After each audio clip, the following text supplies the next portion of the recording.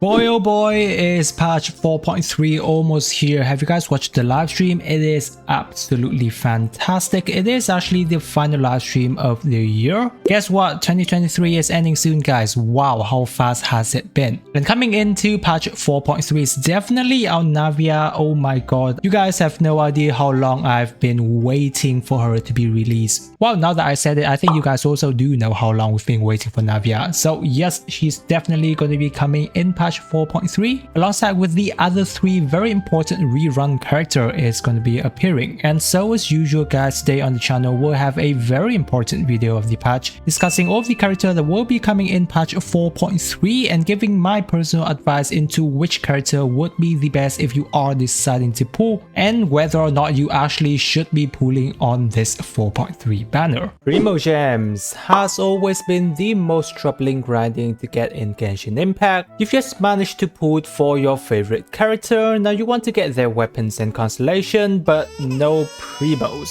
What do you do now? Well, of course we tend to swipe our cards, but that can get a little bit expensive, doesn't it? But thanks to Loot Bar, we have an even better way of topping up for Genshin Impact or Honkai Star Rail. That's absolutely safe, secure transaction with lower pricing discount. Not only that, they have very fast delivery in only a couple of minutes of waiting and a very much trustworthy service with over 15,000 orders and the majority of the reviews being 5 stars. To demonstrate to you how trustworthy the service is, I've been topping up through the site myself with Primogems recharge, and the biggest reason why it is safe is because we only need to use our UID to be done. Now you just basically enter your UID server, choose the amount of top up that you want. In my case, I am getting a walk-in for this. Then afterward, yes, you type in your card and that's basically it, guys. We then wait for a few minutes for the order to be processed. After that, a notification will come for you, then you log into your game and yes, it is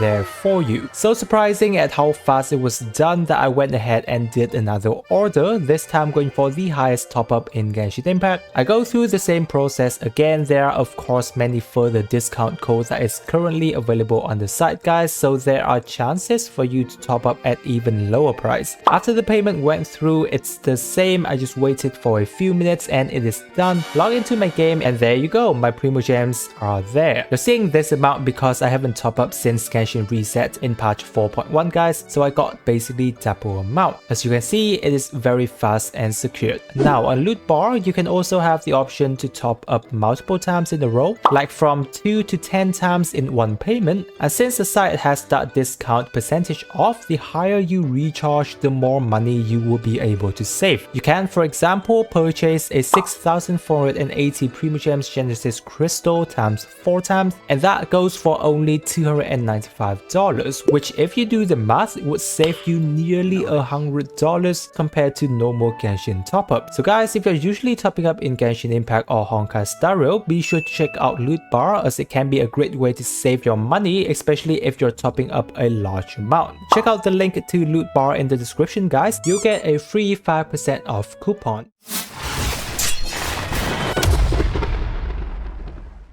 Now, as usual, before we hop into giving my advice into which character you should be pulling, it's more crucial that I go through some of the most important points regarding these 4 characters so that you have an idea of how they are currently perform and will be performing for Navia before you actually go ahead and decide. Right, so yes, first off we have Navia. My god, I would say that her attack animation is probably one of the most unique we have in the game and the most classy as well. Portrayed her characteristic really well. She is going to be a Claymore character and Geo, which we haven't had a new Geo character in a very long time. And that's going to be a big question as well because we all know Geo is not a good element in any way from before and the Geo character roster has always been pretty bad. So will Navia be able to make up with everything and have a place for herself within the meta. And from what you could have seen from the live stream, Navia is gonna be an on-field DPS claymore character with the focus of having her E skill to doing the most damage, because yes, she will be firing off the zero bullets, and yes, her burst is gonna be having, you know, kind of like rainfall cannon for up to 12 seconds. Obviously at this point in time, Navia is not officially released yet, so I can't definitely say in terms of her pros and cons to be exact,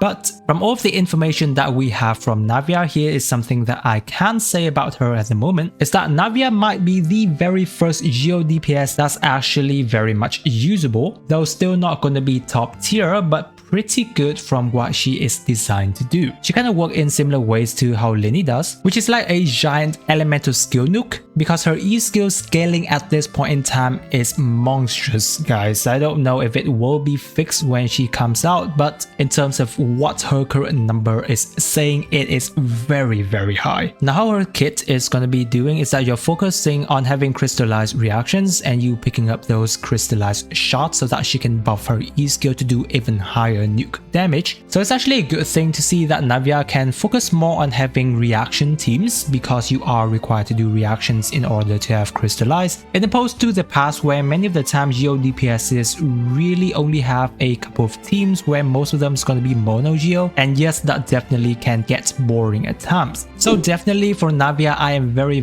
much excited, because her kit is actually pretty unique, and also in terms of how she plays, she is actually a character that only scales with attack. I was kind of predicting that she might be scaling with defense before, you know, there was information about her, but it's surprising to see that she only scales with attack, which is actually pretty nice because it's a lot easier to build and play her alongside with many of the other best buffer in the game. And that's a very good thing that Navia is actually released now. Before, the best buffer was kind of like Kazuha, which definitely is not a fit for Navia because, you know, Kazuha cannot buff Geo damage, but now Furina definitely can, so that yes, Navia and Furina is gonna be kind of like a double character team that almost always go alongside with each other. So that's kind of like something that you want to keep in mind when you're using Navia here and there. But yes, of course, in order for Navia to have very good numbers, we're going to be needing to have very much invested team going forward. Of course, that is considering that you are meta focused, but if for those of us who love Navia as myself, I don't really give a crap, and yes, we're gonna be pulling for Navia and have our girl on our account anyway.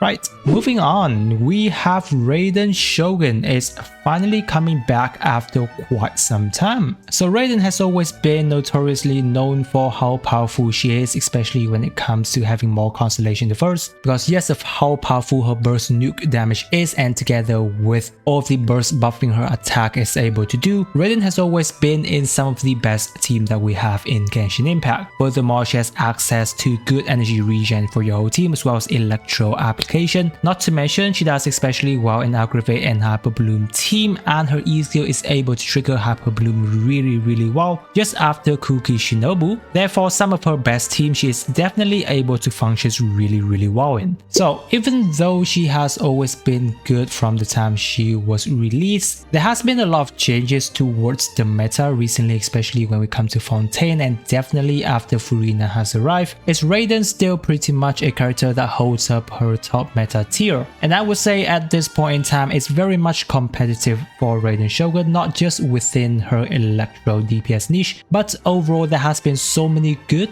DPS character being released recently, you know, like Navia, Lini, and of course Furina, who yes, of course works on Raiden Shogun team, but she's a very much high in demand character because almost every single team wants to have Furina. Then yes, definitely there has been a lot more priority towards pulling some of the newer Fontaine character in opposed to pulling some of the older ones. So for right now guys, if for example you don't have Raiden Shogun on your account yet, and if you're someone who really consider the meta, then I would definitely say Raiden is going to be a skip, and it's going to be better for you to either wait for a newer Fontaine character to come or save up your Primogems and pull for characters such as Navia and Furina, and definitely their constellation as well, because their constellations are really good. If you already have Raiden Shogun on your account and is wondering if you should be pulling for constellation, you know, like C1 and C2, definitely yes, they are some of the best constellation we have in the game, and it does make your Raiden Shogun a lot better. However, here's here's the thing, there are definitely a lot better constellation out there as well, because yes, I have just mentioned what Nuvolid and Furina. If you're someone who just pulled for Nuvolid and Furina constellation and you're so much low on Primogems, it's definitely going to be better for you to save up your Primogems for now. And Raiden Shogun, I believe that she's going to be back later on down the road. But because here's the thing as well, is that even when you have C2 Raiden Shogun, you sometimes might not be getting the full Raiden carry experience, because you're required to have very much expensive and dedicated team build and investment towards that. And then once you realistically can already one rotation enemies, one-shotting weaker enemies, that is when you're getting the whole Raiden Shogun experience, while there are so many other characters that you don't really require to have constellation and they're already performing very much well in the current meta. So yes, that is definitely something for you to consider if you are looking into Raiden. Next up, we have our lovely Ayaka. Yes, it has been a while since she's been back. Ayaka, definitely one of the simpler characters to be playing. Her burst is fantastic, guys. A lot of front load damage, and yes, she is more of a burst focused character than on a DPS side, but definitely if you want to have her in on-field DPS charge attacking, that is her playstyle as well. Both definitely has its own effect. The downside of Ayaka would definitely in toward her burst, because that's kind of like over 50% of her damage capability even if you are having her as a non-field DPS. The biggest thing about her burst is that it has the ability to miss, and if it does, it is a huge DPS loss on your side, so that you always have to make sure Ayaka burst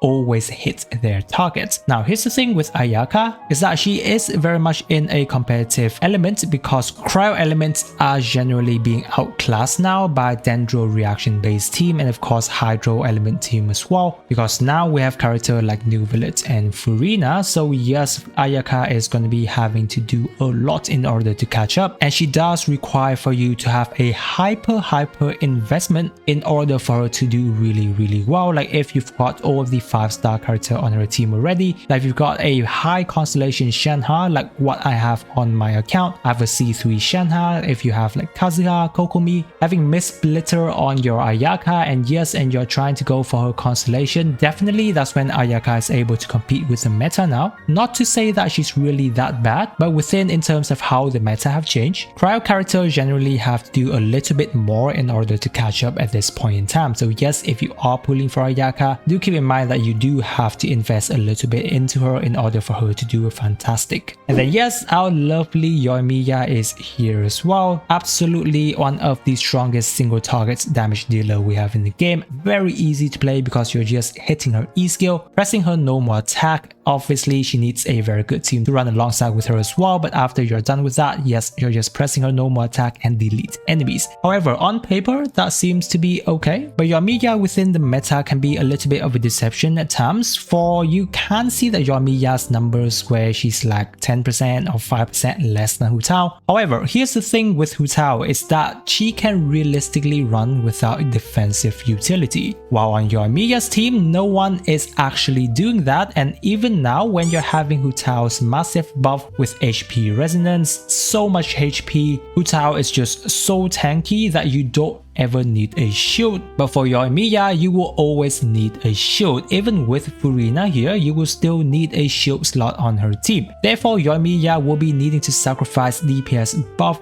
for shielding. And so Yoimiya with shield and Hu Tao without, now that's a massive difference. If you're running Vape, which is the best team that she has, whenever Yoimiya isn't actually able to Vape, her own personal damage is actually quite low. So yes, those are the things that you really want to keep in mind whenever you're planning to pull for Yoimiya, which I'm not saying she's really that bad within the meta. She's still able to do her damage, but the opportunity cost of her not having a shield is actually too great, and she is going to be sacrificing a lot trying to have her combo uptime. And so I would say those are the main points of the 4 characters that's going to be appearing in patch 4.3. Now we move on to the biggest question of the patch. Which character should you be pulling for in patch 4.3? Now definitely these are going going to be more focused towards the meta player. For of course, if you're someone who really love any of the characters that's going to be appearing in patch 4.3 guys, you're just going to be pulling for them anyway, right? But yes, regarding the meta guys, realistically speaking, there's going to be no character that is on the priority list of you to be pulling at this point in time. And if you're waiting for the defining meta character, yes, those are going to be, you know, new Villette constellations, Furina constellations. Those are some of the more important character to be looking into the meta. But if I were to be ranking the priority of the character within patch 4.3 alone, then yes, on number 1, that's going to be Navia, newest character, super cool. Haven't got a Geo character in a while, but more specifically, she's a Geo character that's going to be working absolutely well when you have built Navia. After that, it's still going to be Raiden Shogun. Raiden Shogun value is still very much there, especially when you're investing into her constellation. Her personal damage is still going to be very good. Definitely still going to be running alongside with some of the best Hyper Bloom and Aggravate teams. Moreover, Furina is now there by Raiden's side. So yes, Raiden's best team has just been updated quite a lot as well. After that is going to be Ayaka. As I have mentioned, you do have to invest quite a lot into Ayaka for it to be doing absolutely fantastic. But yes, generally overall, she's still one of, if not the best cryo DPS character we have in the game, and very much easy to play as well guys. So yeah, third place goes to Ayaka. And finally, it's going to be Yoimiya, pretty much a preference character at this point, because yeah, if you're looking into pyro DPS, Utao is going to be a lot easier for you to play alongside. But yeah, if you're someone who really enjoys Yoimiya and, you know, bow user kind of gameplay, Yoimiya is still going to be there for you. So guys, those should be everything I have to say regarding all of the character that is going to be coming in patch 4.3. I hope that was a very valuable video for you and has helped you out a lot in terms of deciding factor. If you do have any question, leave it down in the comment section and I or some lovely other Genshin player will get to you there. If you are new to the channel, don't forget to subscribe, so I will be posting a lot of Genshin Impact video related to patch 4.3, and I have very fun video on my channels as well, so I'm sure it's going to be very valuable to you. I really appreciate you guys sticking with me to this part of the video, and with that I wish you a super day and I'll catch you on my next video.